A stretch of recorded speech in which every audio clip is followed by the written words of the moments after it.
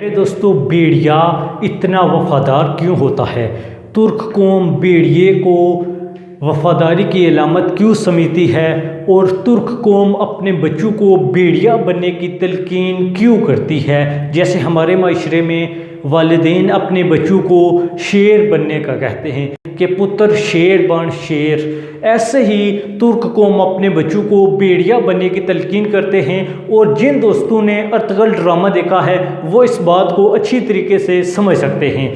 तो आज आपको बताते हैं कि वो क्या क्वालिटीज़ हैं, वो क्या खुसूसियात हैं जो भेड़िए में पाई जाती हैं, जिसकी वजह से भेड़िया शेर से भी अलग हो जाता है, जंगल के बादशाह से भी मुमताज़ हो जाता है। तो चलें आज की वीडियो का आगाज़ करते हैं और भेड़िए की खुसूसियात आप दोस्तों की नज़र करते हैं। अस्सलाम वालेकुम, यूनिक इल्म अकेडमी पर खुशामदीद। तो सबसे पहले आपको बताएं कि भेड़िया जो बहुत वफादार होता है उसकी सबसे पहली क्वालिटी ये होती है कि वो आज़ादी पसंद होता है। वो आज़ाद रहता है, कोई उसे कैद नहीं कर सकता, कोई भी उसे कैद में नहीं रख सकता। या अपने अर्तुगरुल ड्रामे में अर्तुगरुल को भी देख लिया। इसके अलावा आप शेर को देखें तो एक शेर भी आज़ादी को पसंद तो करता है लेकिन शेर को कैद किया जा सकता है। ये भेड़िया ऐसा जानवर है जिसको आप कैद में नहीं रख सकते। इसके अलावा इसकी दूसरी खसलत की तरफ चलें, आपको बताएं कि ये भेड़िया बहुत ही वफादार जानवर है। ये अपनी मोनस के साथ बहुत वफा करता है। मोनस यानी कि इसकी जो बीवी होती है, जो इसकी मादा होती है, उसके साथ ये बहुत प्यार करता है। इसके साथ इसकी वफा का ये आलम होता है कि किसी भी गैर मोनस की तरफ आंख उठाकर नहीं देखता।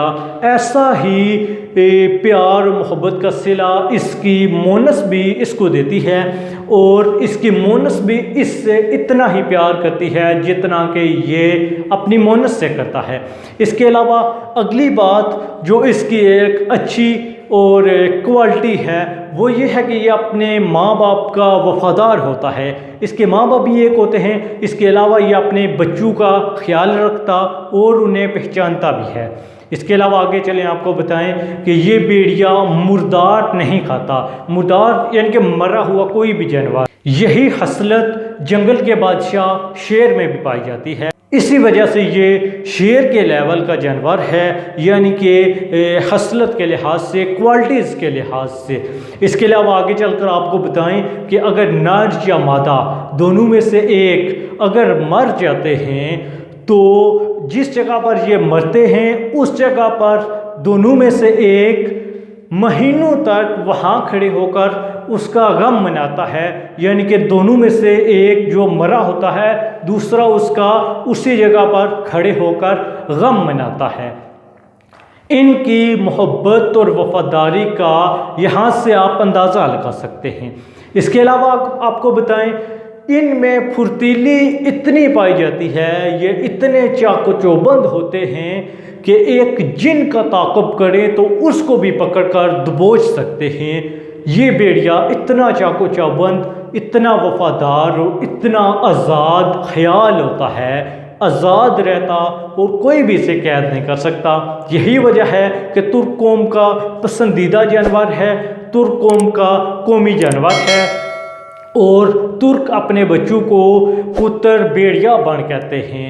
वो शेर को अपने बच्चों के साथ मुमासलत नहीं करते, शेर के साथ अपने बच्चों को नहीं जोड़ना चाहते। इस भेड़िए की इन्हीं क्वालिटी की वजह से आज का हमारी वीडियो का ये टॉपिक बना।